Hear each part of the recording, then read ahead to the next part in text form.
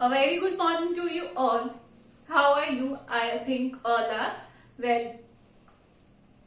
In the last class we have started chapter 6 My Childhood और हम जान रहे थे कि एपीजे अब्दुल कलाम जो हमारे 11th प्रेसिडेंट थे, how he has spent his childhood, उन्होंने अपना जो चाइल्डहुड है वो कैसे व्यतीत किया है, हम उसके बारे में जान रहे थे. Now we will start from paragraph 3. आज हम पेज नंबर 69 एंड पैराग्राफ 3 से स्टार्ट करेंगे. The second world war broke out in 1939. और जो सेकेंड वर्ल्ड वॉर है वो कब हुआ था? 1939 में. When I was 8 years old. और जब वो कितने साल के थे? सिर्फ 8 साल के.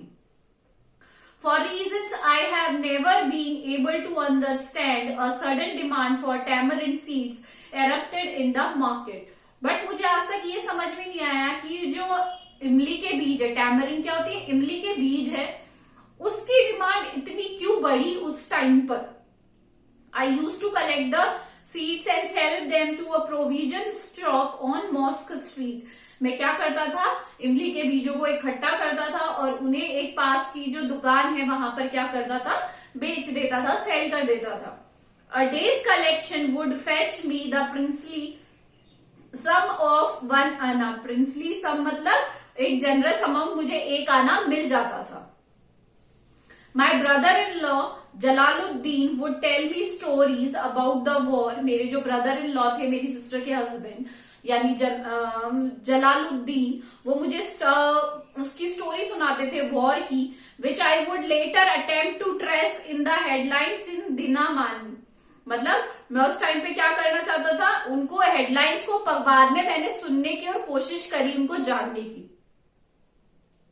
आर एरिया, जो हमारा एरिया था, बीइंग आइसोलेटेड, बिल्कुल अकेला था, was completely unaffected by the war. मतलब हमारे एरिया पे कोई भी लड़ाई का कोई भी प्रभाव नहीं पड़ा.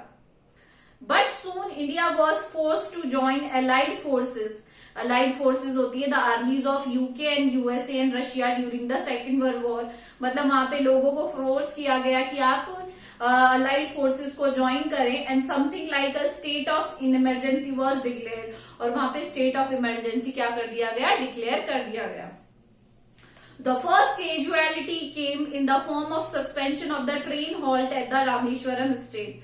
The newspaper now had to be bundled.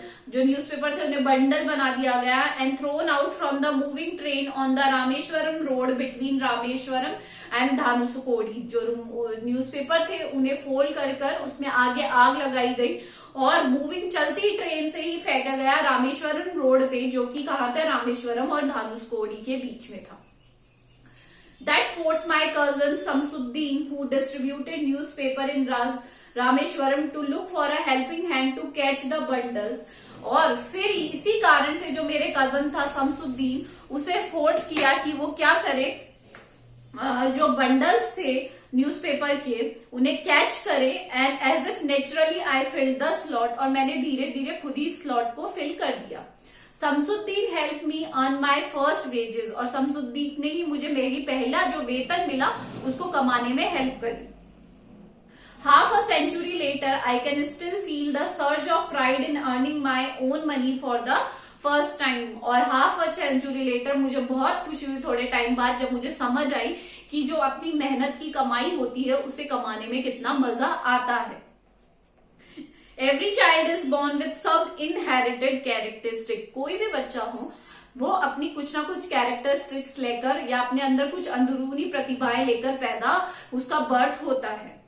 into a specific socio-economic environment and emotional environment and trained in certain ways by figures of authority. मतलब उसके जो आसपास का जो एनवायरमेंट होता है वो सोशियो इकोनॉमिक होता है, इमोशनली भी होता है, मेंटली भी होता है, और उसमें वो क्या होता है? ग्रो करता है. I inherited honesty. मेरे अंदर क्या आई? Honesty and self discipline from my mother और फादर.